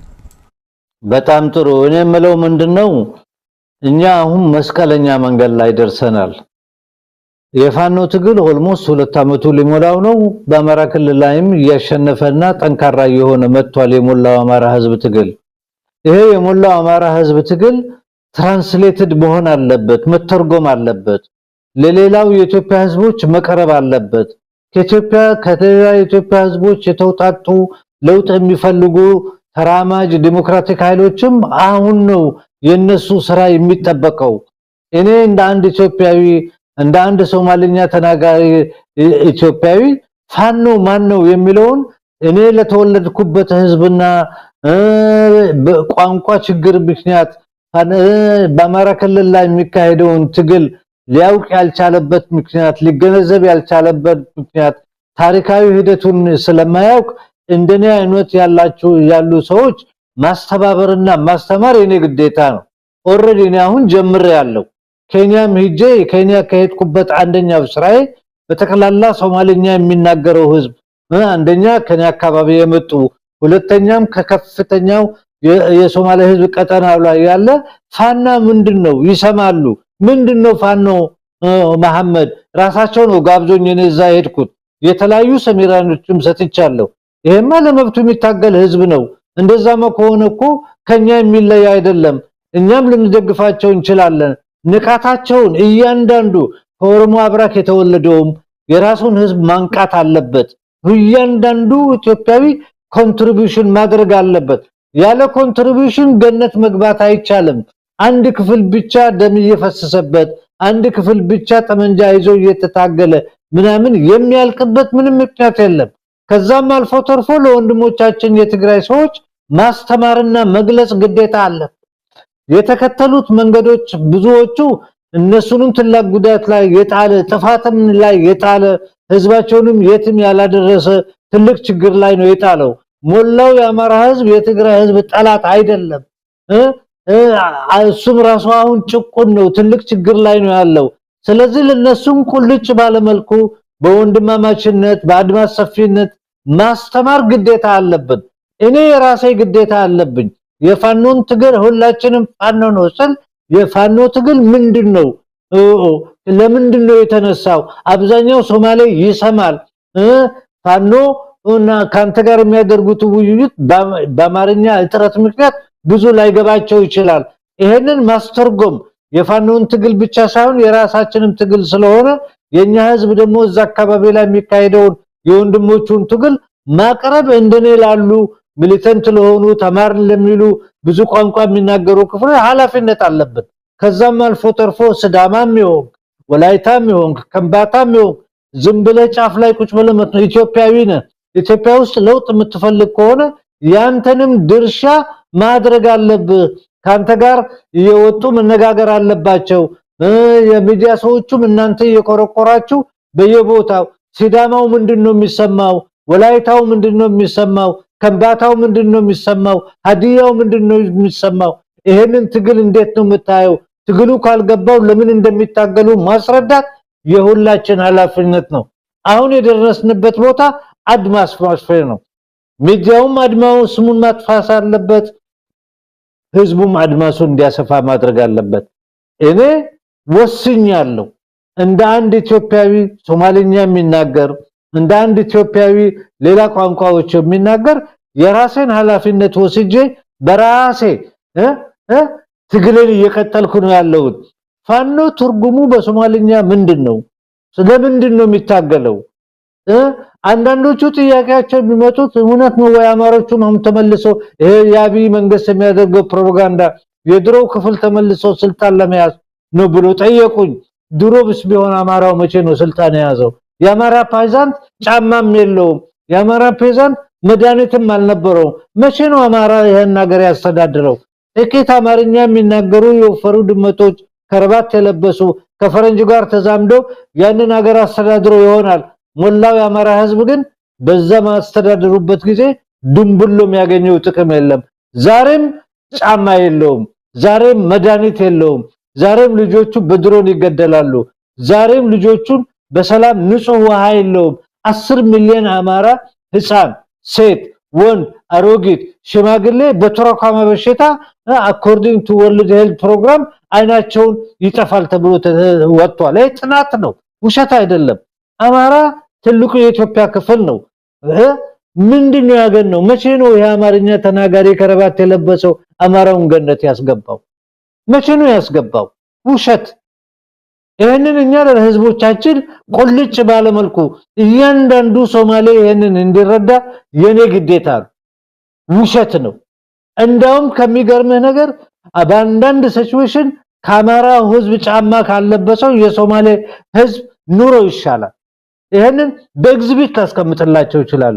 ስለዚህ እኔ ኃላፊነቴን ወስጃለሁ አሁንም እየተሸጋገርኩ እየሄድኩ ያስተማርኩ እየገለጽኩ በሶማሊኛም ዲስኩሮች ያደረገን ብዙ ወጣቶችም ሪክሩት አድርገናል ሁለቱንም ቋንቋ የሚችሉ ሶስቱም ቋንቋ የሚችሉ እንዳውም የሶማሌው የቋንቋ ጸጋ ነው ኦሮምኛ የሚናገሩ ሀደርኛ የሚናገሩ አረብኛ የሚናገሩ እንግሊዘኛ ፈረንሳይኛ የሚናገሩ ብዙ ወጣቶች አሉ ለነዚህ ግን ይሄንን የአማራ ህዝብ ትግል የነሱ ትግል ነው አማራ ለራሱ እየተታገለ ነው ያለው አልጨቆንም ባገሬ ውስጥ በመስለና ያልገዛም ማለት ሌላውም ስሜቱ ይሄ ነው ስለዚህ ይሄንን ስርዓት ባጭሩ ጊዜ የምንቀጭበት እንትን ለናመጣ የምንችለው እነዚህን ሁሉ ወንዞች ወደ አንድ ጎርፍ ስናመጣ ነው ስለዚህ መሳይ ወንድሜ እያንዳንዱ ዝም ብሎ አጥር ላይ ቆሞ የሌላውን ትግል ብቻ ከሩቅ ያየ ከመሄድ ይልቅ እሱም እንደ ኢትዮጵያዊ ኃላፊነት አለበት የራሱን ትግል ማዘጋጀት አለበት ሶኮካውንም ባጭር ሊመታ ይችላል ስለዚህ እናንተም የሚዲያ ሰዎች ነገሮች ሰፋ ይሆኑ አሁን ምናየው ምንድነው ጎጥ ላይ የተመሰረቱ የሚዲያ ሲስተሞች ነው ያሉት ባንድ በኩል ሶማሊኛ ብቻ የሚናገር ባንድ በኩል ኦሮምኛ ብቻ የሚናገር ባንድ በኩል አማርኛ ብቻ የሚናገር አድቫንቴጁ ለወያውንም ለረጅም ጊዜ አድቫንቴጅ ያደረገበት የቋንቋ ድልድዮች መስራት ስላልቻሉ በተለይ ደግሞ እኛ በጊዜ ጸጋ የነበረ በአንድ ጊዜ ደግሞ መልቲካልቸራል በሆነ ቦታ ላይ የተወለድን ብዙ ቋንቋ ምንነጋገር በየቦታ ያሉ ካናዳም ይሁኑ አሜሪካም ይሁኑ አውሮፓም ይሁኑ አረብ ጋርም የተበተደ አረብ ሀገርም ሶማሊያም በየቦታ አሉ ብዙ ቋንቋ የሚናገሩ ሶማሎች አሉ እነዚህን እኛ ማሰባሰብ እንፈልጋለን የአማራ ህዝብ ትግል የአማራ ህዝብ የፋኖ ትግል ሶማሌንም ለመጨቆን አይደለም ኦሮሞንም ለመጨቆን አይደለም ማንንም ለመጨቆን አይደለም ሶማሌ ግን ለመጨቆኑ የራሱን ጭቆና መታገል ያለበት እሱ ነው ከሌላ ወንድሞቹ ጋር ተባብሮ መስራት አለበት ይሄንን ነው ማስፋት ያለብን ይሄንን ብሪጆች ያሰፋን ከመጣን አንተ ምትለው ይሄንን ብቻ መጣል ሳይሆን ወደፊት ምን ገነባት ሀገር አሁኑኑ መልቲካልቸራል የሆነች እኛ ብዙ ቋንቋ መናገራችን ጸጋችን እንጂ ቁምጥና አይደለም የብዙ ቋንቋዎች የብዙ ባህሎች አገር መሆን የሚያስቀና እንጂ ቁምጥና አይደለም መሳይ ኢትዮጵያ እኮ ቱሪስት ሲመጣ የነበረው ይሄንን ዳይቨርሲቲ ስላለን ነው ቱሪስት ዝም ብሎ አይመጣም ነበር ማለት ሆቴል ያለው ሰው ምናምን የራሱ ግል ጥቅም ይኖረው እንጂ ዳይቨርሲቲው የተለያየ ቋንቋ መኖሩ የተለያየ ባህል መኖሩ ይሄ ሁሉ እኮ የሀገሪቷ ጸጋ ነው ይሄንን ጸጋ እኛ ጠባቦች በሚመለከቱበት ጠባቦች ይሄንን ቦታ ስለያዙ ስላጠበቡ ባንድ በኩል ወያኔ ጠቦ እዚህ ላይ ስላደረሰና መጨረሻ ላይ እንዳይስክሪፕ በመጥፋቱ ወያኔ እኮ የትግራይ ህዝብ እኮ ትልቅ የኢትዮጵያ ክፍል ነው ትግርኛ መናገር እኮ ጸጋ ነው የትግራይ ካልቸር የትግራይ ሙዚቃ እኮ የኛ ሙዚቃ ነው የአማራ ሙዚቃ ምናምን የኛ ሙዚቃ ነው ለምንድነው እኛ እንደ ጸጋ ማንወስደው የተለያዩ ህዝቦች ደቡብም ሆነ የምንም የኛ ሀብት ነው እኛ ልጆቻችን ብዙም ቋንቋ እንዲናገሩ እንፈልጋለን ለምንድነው እኛ እነሱ ባስቀምጡልን እነሱ ባስቀምጡት መጋረጃ ውስጥ ሆነን ምን ደባደበው ስለዚህ መጋረጃውን ማስፋት አለብን ምናሰፋው ደግሞ እኛ ሰዎች ነን ጭንቅላት አለን መነጋገር እንችላለን እኛ አብይም ባጭሩ መጣል እንችላለን አዲስ ሀገር መገንባት እንችላለን ቅንብራችንን ማስፋት አለብን ዲስኩራችንን በየቦታው ላለው ዝም ብሎ ተደብቆ ከመኖር እኔ ሶማሌ ነኝ ፋኖ ግን ለራሴ ለመብቴ አልጨቆንም ብሎ በመታገሉ እኔ ከሱ ጋር እሱ የሚናገረው ለኔ እኮ ነው የሚናገረው ልጨቆን እኮ አላለም አልጨቆንም ነው ያለው ከሱ ጋር እኔ ሶሊዳሪቲ መሆን የለብኝም ከሱ ጋር የሱን ትግሉን እኔ የሶማሌ ህዝብ እንዲያውቅ ማድረግ የለብኝም ኃላፊነት የለብኝም በጣም ነው የገረሙት ከና ውስጥ ያሉት ሰውን 3-4 ትልልቅ ኮንፈረንሶች ነው ያደረግነው ክሊርሊ ያስቀመጥኩላቸው ይሄ ነው ብዬ ታሪኩን ሳስቀምጥ ይሄንን ሰምተን አናቅም መሐመድ ልጃችንና አንተ ለዚህ ስላቀረብክልን እናመሰግናለን በየጊዜው እንጋብዛለን ጋብዞኝ ነው የሄድኩት 5 ሳንቲም አልከፈልኩም መሳይ ወንድሜ እነሱ ገርሟቸው ነው ምንድነው የሚካሄደው እዛ ትግራይስ ምንድነው የሚካሄደው ብለው ጠየቁኝ። ምክንያቱም የቋንቋ ጋፕ ስላለ ነው። ይሄ ነው ሁኔታው ብዬ ቀጠናው ላይ ያለውንም ሁኔታ አስረድቼ በእንደዚህ ነው መስራት ያለብን። እኛ አሁንም ቀስ ብለን እዛ የነበሩ ሶማሌ ጆርናሊስቶች ነበሩ። እነሱ እንግዲህ አማርኛ ምናምንም ስለሚያውቁ ሳስረዳቸው አይኛ በሶማሊኛ ኢንተርቪው እናደርጋለን ብሎ ኢንተርቪው ያደረጉኝ። እንደውም የተለያዩ ራዲዮ አላቸው፣ ነፃ ራዲዮዎች፣ ነፃ ቴሌቪዥኖች ምናምን። እኛ እንደዚህ መስሎን አናቅም። ከሚገርም ነገር እነሱ አማራ ክልል ወይንም የፋኖን ትግል የሚሰሩት በሶስተኛ በአራተኛ በሩመር በወሬ በተባራሪ ነው የሚያውቁት። አንደኛ የሚወጡትን ጽሁፎች ስላልነበሩ፣ ሁለተኛ አንተ የምታዘጋጀውን ፕሮግራሞች ስለማያውቁ። አሁን እኛ አንተ የምትሰራውንም በተቻለ መጠን በራሳችን ቋንቋ ተርጉመን ማቅረብ ግዴታ የኛ ኃላፊነት ነው። ይሄ ሞላው የሶማሌ ህዝብ ከአማራ ህዝብ ጋር ምንም አይነት ጥላቻም ጦርነትም ምናምንም የለውም። እነሱ የሚታገሉት መብታቸውን ነው። ያ መብት ደግሞ የሁሉም የኢትዮጵያዊ መብት መሆን አለበት። በእንደዛ መልኩ ነው ማዘጋጀት አለብን ማለት እና ይሄንን ነው ስሰራ የነበርኩት። ወደፊትም በዛው በሰፊ እንሰራለን። ባሉበት ቦታ ሁሉ እንትንላለን። ወንድሞችም ፋኖችም ልገልጽላቸው የምፈልገው ፐብሊክ ዲፕሎማሲያችሁን አስፉ። ቢቻል ደግሞ አንዳንድ ነገር ላይ ከአማርኛ ይልቅም እንግሊዘኛ አድርጋችሁ ለምትፈልጉት ሰዎች አድርሱ። ላንተም ቢያደርሱ ባንተ በኩል ለኛም ከደረሰ እኛ በእኛ ቋንቋ ተርጉመን ለህዝባችን እናቀርባለን እላለሁ። ትግላችሁን ቀጥሉ። እኔ አም ሹር ይሄ ስርዓት በዚህ አመት ውስጥ የትም ሳይደርስ እንደሚወድቅ እመኛለሁ። ለኢትዮጵያ ብቻ አይደለም ይሄ ስርዓት አደገኛ፣ ለቀጠናውም ህዝቦች አደገኛ ነው። ለሞላውም የኦሮሞ ህዝብ አደገኛ ነው።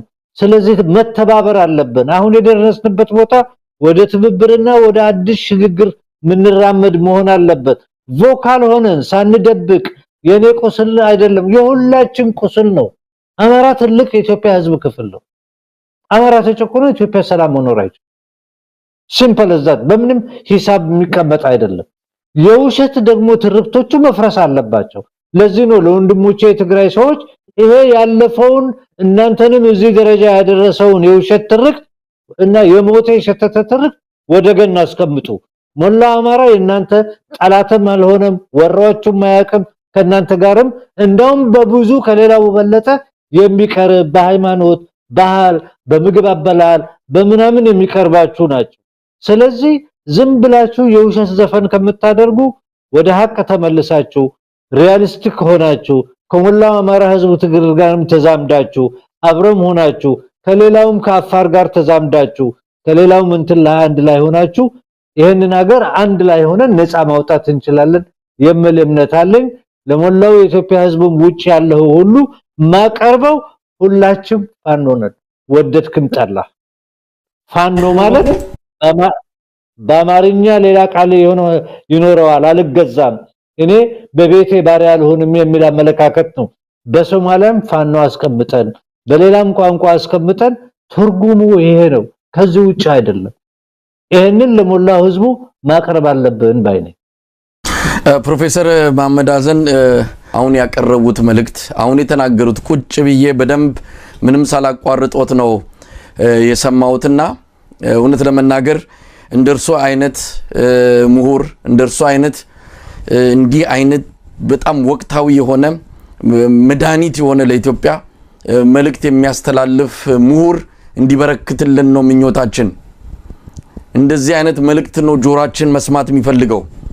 ኢትዮጵያዊ በየቤቱ በአሁን ሰዓት ሰማይ እንደ እንቅብ ተደፍቶበት ጭንቀት ላይ ላለ ህዝብ እንዲህ አይነት መልካም ዜና ነው፣ እንዲህ አይነት መልካም ምክርና መልእክት መስማት ነው የሚፈልገው። እንዲህ አይነት ድምጽ ነው መስማት የምንፈልገው፣ ሌላ ነገር አይደለም። በጣም ነው ማመሰግነው። ትልቅ ነገር ነው። ኢትዮጵያውያን በሙሉ ኢትዮጵያውያን ምሁራን በያጥራቸው ሆነው ከጎሪያቸው ከአውራጃቸው ከመንደራቸው ውጪ ማየት ለተሳናቸው ምሁራን በሙሉ ትልቅ መልእክት ነው ያስተላለፉት። ትልቅ ትምህርት ነው የሰጡት። በጣም ነው የምናመሰግነው። እንዲህ አይነት ነገር ነው እንግዲህ ኢትዮጵያ ላይ ለውጥ ሊያመጣ የሚችለው። ኢትዮጵያ ላይ የተንሰራፋውን ጥቁር ዳመና እየገፈፈ ኢትዮጵያንን ወደ ፀሐይና ወደ ብርሃን ሊያወጣ የሚችለው የእርሶ አይነት አመለካከት የእርሱ አይነት ምሁር ሰብሮ ሲወጣ ነውና ለዚህ ታላቅ አክብሮት አለኝ። በእውነቱ በጣም ነው ማመሰግነው እንደ አንድ ኢትዮጵያዊ እንደ አንድ የዚህ ትግል ደጋፊ ማለት ነው። እስቲ ወደ ሌላው ጉዳይ ልምጣ። የኤርትራንና የአብይ አህመድን ግንኙነት የተመለከተ ነው። ከዚህ በፊትም ተወያይተናል ከእርሶ ጋር። አሁን አዳዲስ ነገሮች አሉ። አብይ አህመድ በምክር ቤት ገብቶ ነገሮችን ለማለስለስ ሞክሯል። ኤርትራን አንወርም እኛ፣ ነገር ግን የቀይ ባህርና የባህር በር ፍላጎታችን ግን ወደፊትም ይቀጥላል ምናቆመው አይደለም ብሏል። አብይ አህመድ አፈገፈገ፣ የነበረውን ፍላጎት አቆመ፣ በዛ መልኩ ሲገልጽ የነበረውን ነገር ተወው፣ ምን ማለት እንችላለን? ወይ ባጭሩ አፈገፈገ፣ ሸሸ ወይስ አደፈጠ ማለት እንችላለን አብይ አህመድ? በጣም ጥሩ መሳይ ወንድም። የአብይ አህመድ ደካማ የፖለቲካ ስርዓት ነው። ባህርን የመሰለ ነገር የሰው ባህር ነጥቄ ጦርነት አድርጌ አሰብን አመጣለሁ የሚለው የኢትዮጵያኖች አይን ላይ አሸዋ ለመወርወር ነው። ሁለተኛ ሰውየው ወዳጅ የሚባል ነገር ውለታ የሚያቅሰው አይደለም።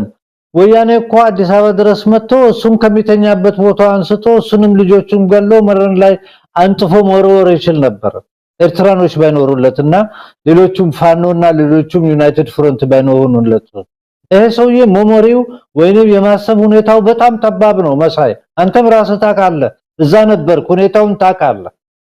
ስለዚህ ይሄ ሰውዬ የፈለገውን የሚያወራ ቅጀታም ሰውዬ፣ ሰፊ አድማስ የሌለው ማንንም የማይወክል የኢዲ አሚን ዳዳ ባህሪ ያለው ሰው ነው። እንደዛ አይነት እብዶች በየቦታው እኮ ብቅ ይላሉ። እሱ እኮ የመጀመሪያው አይደለም። ቦካሳም በሴንትራል አፍሪካ ነበረ።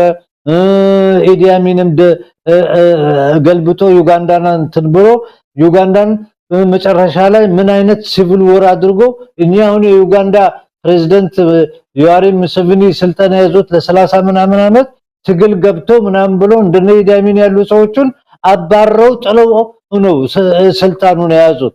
የዩጋንዳ ህዝብ እኮ ለሳቸው ክሬዲት የሰጠው ከነበረባቸው ሲቪል ዎር እና በነበረው በእርስ በርስ ጦርነት 800,000 ዩጋንዳን ነው ያለቀው ረሃብ። እንደዛ አይለ ዩጋንዳ ሄደ አታውቅም እንጂ እንደዛ አይነት ገነት ሀገር የሌክ ቪክቶሪያ አይነት ሀገር ረሃብ ገብቶ ሰው የሞተበት ነው። ለዚህ ነው ሙሴቬኒ ያንን አሸንፎ መጥቶ ካምፓላን ሙሴቬኒ እኮ በጣም አናሳ ከሚባሉ ብሔር የተወለደ ነው። ይማ የሚባሉ በጣም ቁጥራቸው 0.01% አይሆኑም ዩጋንዳ ውስጥ። ግን ዩጋንዳ የሚባለው ደበጋንዳ ወይንም ካምፓላ አካባቢ የሚኖሩት ምናምን ወደ 38% የዩጋንዳ ህዝብ በጋንዳ ነው የሚባሉት። በጋንዳዎቹ ግደለም ከዛ ሲቪል ወር አውጥተህን አገራችን ነፃ በማውጣት እንቀበላለን ዱአ አርገንልህ ብሎ እስካሁን ድረስ ፕሬዝዳንት ሆኖ ወደ 30 ምናምን አመት የሚኖረው ነው። ስለዚህ ይሄንን ያመጣሁበት ምክንያት ምንድነው? እንደነዚህ አይነት ጠባብ እብድ የሆኑ ሰዎች አንዳንድ ጊዜ ከትልቅ ህዝብ ነው የተወለድኩት ኦሮሞ ነኝ እኔ ምናምን ነኝ ትልቅ ክፍል ነኝ ምናምን ብሎ ህዝባቸውንም የሚያጠፉ ራሳቸውንም የሚያጠፉ ሰዎች ናቸው። ይሄ ሰውዬ አድማሱ አብቅቷል። የለም ድሮምም አድማስ አልነበረውም። በ15 አመቱ ነው አባዱላ ሪክሩት ያደረገው።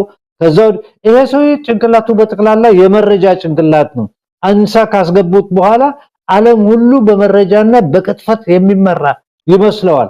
የፖለቲካ ብስለት ያለው ሰው አይደለም። ስለዚህ ነው እንምብለው ኦሮሞቹም ወንድሞቻችን ብዙ የበሰሉና ብልህ ሰዎች አሉ። በሁሉ ነገር ለሱ ሊታለሉ የሚችሉበት መንገድ የለም። ጥቂት የወፈሩ መሀይም ኦሮሞች ስልጣን ላይ ስለተቀመጡ አሁን የምታየው የናቱ ቡታንታ ውስጥ ገብቶ ሊጥሉኝ የሚፈልጉ ሰሜኖች አሉ። ይሄ ስልጣን የኛ ነው እናንተ ኦሮሞች እንደ ኦሮሞ መች የተኛውን ስልጣን ነው እነሱ አይደለም የሚበሉት። በየቦታ የሚገላቸው የሚረሽናቸው ኦሮሞች ናቸው። በየእስር ቤት ያሉት ኦሮሞች ናቸው። ይሄንን እኛ ለወንድሞቻችን ኦሮሞቹም ተራማጅ የሆኑ ኦሮሞቹንም አቅርበን ሌሎቹም ሶማሌውም ወላይታውም ከምባታውም ሁሉም ይሄ ያንተ ሀገር ነው በእንደዚህ መቀጠል አንችልም አዲስ መሰረት አዲስ ቤት መስራት አለብን ብለን አክቲቭ በመሆን ድብብቆሽ በሌለው ይሄ ዝም ብሎ የምሁሮች የውሸት ዲስኩርትተን ሚሊተንት የሆነ ከሰፊው ህዝብ ጋር የቆመ ህዝቦችን የሚያቀራርብ ድልድይ የሚሆን ከዛም አልፎ ተርፎ ቀጠናውን የሚያቀራርብ የፖለቲካ ብስለት ያስፈልጋል። እንደዛ አይነት ሰዎች መፍጠር አለብን ባይኔ። በዚህ መብቀጥሎት ዓመት ሳታልቅ በተቻለ መጠን ብዙ ሚሊተንቶች ብዙ ታጋዮች መፍራት አለብን፣ ብዙ ቋንቋ የሚናገሩ እና በተቻለ መጠን ይሄንን ሀገር አድነን ቀጠናውን ማድነን መራመድ አለብን። ሁለተኛ ከኤርትራ ጋር የትም አይደርስም። ለምን አይሞክረውም? ይሞክረውና እንዳውም ችግራችን ባጭር በቀጨነው ነበር። አዲስ አበባ እንገባለት ነበር። ለምን ድብብቆሽ እንነጋገራለን? ለምን አይሞክረውም? ነገስቲ ሞክረው በአሰብ በኩል እንኳን እሱ ወያኔ ሞክረው አልቻለም። ለምን አይሞክረውም? እኔ ደስታውን አልችልም ነበር። እንደውም ቀድም ከሰጠው ጊዜ 2 ወር ነበር የምሰጠው። እኔም አስቀምጥልህ ምንድነው ሞላው የአማራ ህዝብ ትግል ላይ ነው ያለው። ትግሉንም ስራውን ሆምወርኩን እየሰራ ነው ያለው። አም ሹር ቃል ብሎም ከአፋር ወንድሞቹ ጋር መነጋገሩ አይቀርም። እኛም ብሪጅ መሆን አለብን ከትግራይ ወንድሞቹ ጋር። እነዚህ ሶስቱ በዛ አካባቢ ትራንግለር የሆነ ዩናይትድ ፍሮንት ከፈጠሩ እኔ መሳይ ወንድምህ እነግርሃለሁ 1-2 ቀጭን መንገዶች ናቸው። እነሳ ከተዘጉበት በኋላ ይጠፋል። እሱ በቀላሉ ቢሾፍቱም ደብረዘይት መግባት ይቻላል። አዲስ አበባ ላይም ጉሮሮ መያዙ አይቀርም። ምንም ማድረግ አይችልም። መሳይ ህዝባችንን ማንቃት፣ ማደራጀት፣ ማቀራረብ። አንድ ኤግዛምፕል ሰጣለሁ። እሱ ከመጣ ጀምሮ ምንም ሳያደርግ አውቆ ፌደራል አስቀምጦ ሶማሌና አፋሮች እንዲዋጉ ኮንስተንትሊ ሲያደርግ የነበረው የሚፈልገው ምንድነው? እያጋጨ በዛ መንገድ ላይ እየተጣሉ እነሱ ምናምን እንትን ያሉ እሱ ከላይ በሴንተር ለመቆጣጠር ይፈልጋል። እኛ መገልበጥ ያለብን ሶማሌና አፋር ወዳጅ ሆኖ ከዛም አልፎ ተርፎ አማራና አፋር ወዳጅ ሆኖ በእነሱ በኩል ነው ወደ አዲስ አበባ የሚካሄደው መንገድ። አማራም አንድ ቦታ ላይ ይገባል፣ ኦሮሞም አንድ ቦታ ላይ ይገባል። ይሄንን ሁሉ አሰባስበን እነዚህን ሁሉ ወንዞች አምጥተን ነው ይሄን ሰውዬ አንቀን እሱና የሱ ውሾቹን ከዛ ማባረር የምንችለው። ሁላችንም ወንድማማች፣ ሁላችንም ጭቁኖች። ኢትዮጵያ ውስጥ ጭቁን ያልሆነ የለም። ጭቁን ያልሆነ ከሱ ጋር ያሉ የወፈሩ ድመቶች ጥቂት የሶዳጆችና እሱ ናቸው። እነዚህን አይሶሌት አድርገን ህዝብን ማቀራረብ አለብን። በተቻለ መጠን ለሌሎች ወንድሞቻችን ማነጋገር አለብን። ወንድሞቻችን ኦሮሞቹንም አሜሪካ ያሉ እኔ ቢጋብዙኝ ደስታውን አልችልም። ሞኖሶታም ሂጄ ምን ብዬ አስረድቼ ይሄ የናንተ ትግል ነው፣ ከናንተ ትግል ምንም ልዩነት የለውም፣ ለናንተ ነው የሚታገሉት ያሉት። እነሱም እኮ ተሰደው ምንም እንትን የላቸውም። አሁን ቅርብ ጊዜ ከመምጣቴ በፊት ግብጽ ነበርኩኝ። ሚያዲ እንደው አንድ ጊዜ ይዤ በሄድኩ ደስ ባለኝ ነበር። በአንድ አካባቢ ማዓዲ በሚባል ሰፈር ካይሮ ውስጥ 22000 ኦሮሞዎች አሉ፣ ቤተሰቦችና ልጆቻቸውን ይዘው። እነዚህ ኦሮሞዎች ከአንድ አካባቢ ነው የመጡት። ይገርማል። ከሐረር ያሉት ኦሮሞዎች ናቸው። እንደውም ሻይ ቤት ይሰራሉ፣ ምን ይላሉ። ተሰዶ 20 ዓመታቸው ነው። ኦሮሞዎች ኢትዮጵያን የሚያስተዳድር ከሆነ ለምን አልተመለሱም ታዲያ? ስትጠይቃቸው ቶቶቶ ይሄ ውሸት ነው። ኦሮሚያ የትኛው ቦታ ነው ሰላም ያለው? ኪሊንግ ፊልድ ነው ኦሮሚያ ውስጥ ያለው። ኦሮሞዎች እኮ ብዙ ታስረዋል። ስለዚህ መሳይ የኦሮሞቹንም ችግር አንዳንድ ጊዜ የኦሮሞኛ የእስረኛ ብዛት፣ የኦሮሞች ግድያ፣ ኦሮሞ ላይ የሚያካሄደውን ግድያና እሱና የኦሮሚያ ፕሬዝዳንት አድማሱ ሰፊ ሆነ ከግንጭ ተወልዶ ያለ ነው። ሌላ ኦሮሞ አይቶ አያውቅም። እሱ የወለጋ ኦሮሞ ለሱ ጠላቱ ነው። የአምቦ ኦሮሞ ለሱ ጠላቱ ነው። ከግንጭ ውጪ ሌላ ኦሮሞ አያውቅም። ስለዚህ ኦሮሚያ ውስጥም የሚካሄደውን ማቀረብ አለብን። በየቦታ አካባቢ የሚካሄደውን ማቀረብ አለብን። ማለቴ ሁሉም ጭቁን ነው። እዛ ሀገር ውስጥ ነፃ የሆነ ህዝብ የለም። ሁላችን ጭቁኖች። ስለዚህ በተቻለ መጠን ማቀራረብ አለብን። የኛ ምሁሮች አሜሪካ ያለ ሁሉ ተማርክ ምትል የፈረንጅ ሰርቲፊኬት ያለ ኢትዮጵያዊ በሆነ መልኩ ኢትዮጵያዊ ደግሞ ትግሬውም ነው አማራውም ነው አገውም ነው ኦሮሞውም ነው ከምባታም ነው ሀዲ ሰርቲፊኬት ኮ ያላቸው ትልቅ ዩኒቨርሲቲ የተማሩ በህይወታቸው አንድ ሰዳማ ያላዩ አማርኛ የሚናገሩ አማራን የሚሉ ምሁሮች አሉ እኛ እንደዛ አይነት ምሁሮች አይደለም የሚያስፈልገው እኛ እያንዳንዱን ኢትዮጵያዊ የሚያቅ ምሁር ነው የሚያስፈልገው እያንዳንዱን ኢትዮጵያዊ ባህል ቋንቋ ሳይኮሎጂ የሚያከብር እዛ ቤት ውስጥ ሁላችንም እኩል ሆነን የምንራመድ እኩል ሆነን ደግሞ አዲሷን ቤት አብረን ሲሚንቶ ቀብተን አብረን ድንጋይ ተሸክመን የምንገነባበት አገር መሆን አለበት ይሄንን ነው ማስተማር ያለብን እኛ ኤሊቶች የሚተላለፉባት አገር አንፈልግም ጉልቻ ቢቀያየር ወጣ አይጣፍጥም ይላል ያገሬ ሰው እኛ የገዢ መደብ የጠባብ ገዢ መደብ ከፈረንጅ ጋር ተባብሮ የሚመጣ ገዢ መደብ ሰልችቶናል እኛ ህዝባዊ የሆነ ገዢ መደብ ነው የምንፈልገው ከኛ ጋር የሚኖር እንደኛ የሚበላ እንደኛ የሚተኛ ልጆቹን አገር ውስጥ የሚያስተምር ፕሬዝዳንት ፑቲን አንድ ቃል ጥሩ የተናገሩት ነገር አለ የአፍሪካ መሪዎች አሉ ሶስት ካራክተሪስቲክ አላቸው ሲታመሙ ምዕራብ ሀገር ሄዶ ነው የሚታከሙት ልጆቻቸውን የሚያስተምሩት ምዕራብ ሀገር ነው አፍሪካን የሚወዱት ሲሞቱ ብቻ ለመቀበር ነው የሚሞቱታል እዚህ ላይ መሳይ ወንድሜ እንዳውም አንድ ጊዜ አብዛኛው ኢትዮጵያዊ እንዲያነብ ፈልገው ምንድነው አብይ አህመድ ማን ነው ብሎ የገመገመው ሰው አለ ሌላ ኢትዮጵያዊ ሳይገመግመው በሰፕቴምበር 26 2022 ወንድሜ ሲሳይ ጆን ሊ አንደርሰን የሚባል ጋዜጠኛ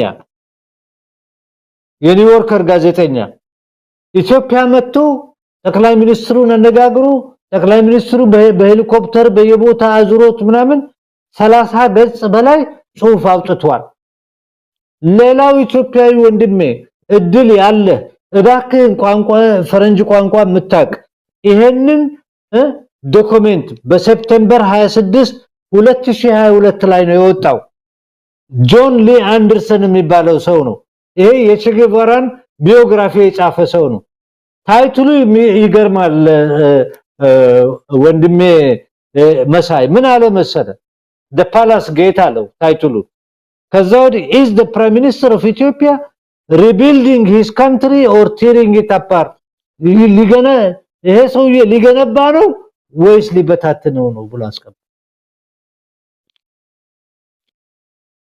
የዛሬ 2 አመት ተኩል ገመገመው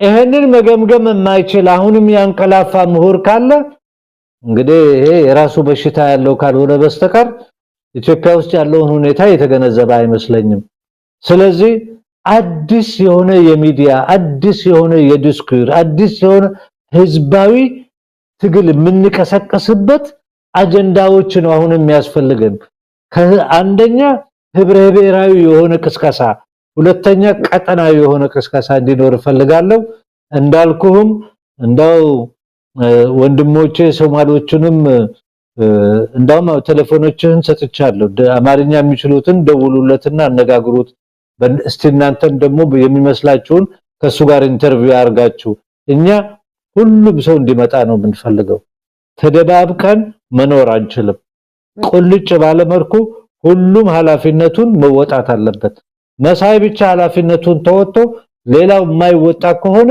ሊሟላ አይችልም ስለዚህ በጣም አመሰግናለሁ ትግላችንን እንቀጥል ባይነኝ ፕሮፌሰር መሐመድ ሐሰን ሌላ ቃልም የለኝም በጣም ነው ማመሰግነው ትልቅ ትምርትን ያገኘነው ትልቅ ተስፋም ነው ያገኘነው እንዲህ አይነት መልእክቶችን ነው የኢትዮጵያ ህዝብ ጆሮ ባውን ሰዓት መስማት የሚፈልገው ከዚህ በላይ ምንም ጥያቄ የለኝም እዚህ ላይ ባቆም ነው የሚሻለው በጣም አመሰግናለሁ በአንከር ሚዲያ ታዳሚዎች ስም ፕሮፌሰር መሐመድ ሐሰን ዲፕሎማት ፖለቲከኛ ጸሐፊ ደራሲ የቤልጂየም ምክር ቤት እንደራሴ ብዙ ነገር ኖት እንደርሶ ያሉ ሙራንን ያብዛልን እንደርሶ እየመጡ እንዲ በድፍረት ሌላ ነገር ምንም ሳይዛቸው ይሄ ከራስ በላይ ማሰብ ነው ከራስ በላይ ለወገን ማሰብ ነው ከራስ በላይ ለሀገር ማሰብ ነውና በየጎሪያቸው ሆኖ በየጓዳቸው የሚሾካሾኩትን ምሁራን እባካችሁ ወጣችሁ እንዲህ አይነት መልእክቶችን እንዲህ አይነት ትምህርቶችን ለኢትዮጵያውያን ስጡ የሚለው ልመናችን አሁንም ከፍ ብሎ እንዲሰማ እንፈልጋለን እኛ መድረኩን እናመቻቻለን እንደናንተ ያለ ምሁር ደግሞ መጥቶ የሚገባውን ትምህርትና መልእክት እንዲያስተላልፍ መሆን አለበትና ይሄ ትልቅ ቀን ነው በእውነቱ በጣም ነው ደስ ያለኝ ፕሮፌሰር መሐመድ ሐሰን በጣም አመሰግናለሁ